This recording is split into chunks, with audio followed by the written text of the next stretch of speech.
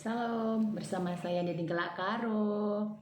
Selamat pagi guys. Hari ini saya akan bercerita sedikit ya guys tentang biodata saya.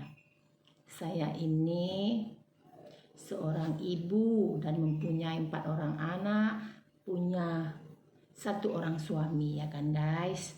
Anak saya udah pada besar-besar semua. Paling kecil kelas 1 SMP ya kan. 1 udah berumah tangga. Yang satunya sudah bekerja. Yang satu lagi laki-laki semata wayang masih kuliah. Yang terakhir ini adalah SMP perempuan. Saya punya 3 orang anak perempuan dan 1 orang anak laki-laki ya guys. Nah, kita sedikit bercerita guys. Nah, hal apa yang membuat hidupmu cemas ya kan? Kalau saya, yang membuat hidup saya cemas terkadang ya kan guys, jikalau saya nantinya sakit, tangan saya ini gak bisa lagi digerakkan jari jemarinya ya kan, badan saya kaku. Itu hal yang paling menakutkan dalam hidup saya ya guys. Apabila kaki saya tidak bisa lagi berjalan, semua ya kan guys, semua yang ada pada tubuh ini tidak bisa digerakkan, hanya hidup dari pertolongan orang aja ya kan guys. Itulah hal yang paling menakutkan dalam hidup saya.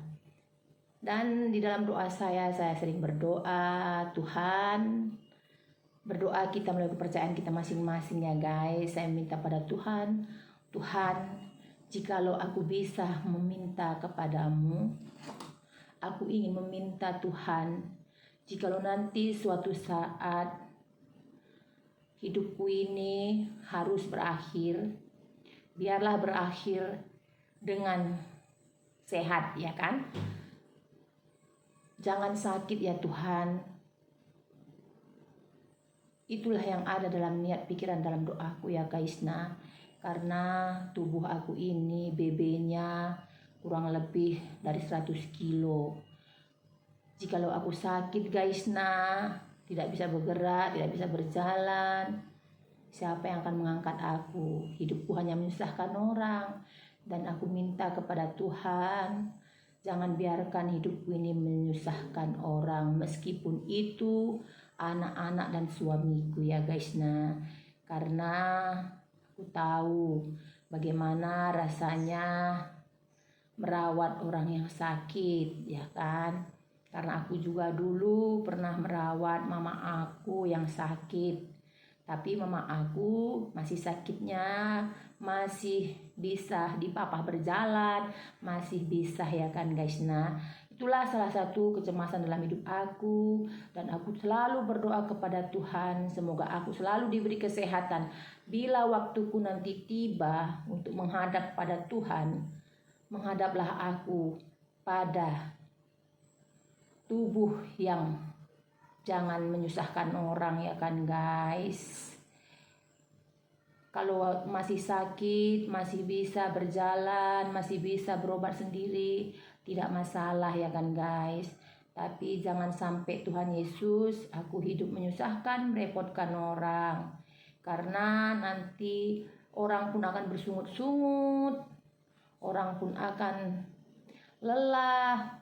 Jadi sepertinya ikhlas tidak ikhlas, walaupun aku tahu suami dan anak-anak aku akan ikhlas melakukannya kepadaku, tapi aku tidak ingin merepotkan mereka semua.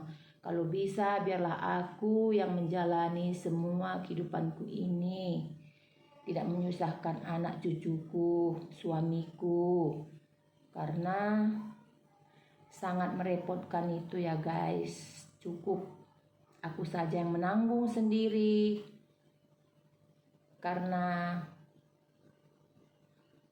sangat menyusahkan bila kita hidup dalam perawatan ya kan guys. Makan hati ya kan. Jadi jangan sampai air mata kita keluar, jangan sampai anak suami kita mengeluh.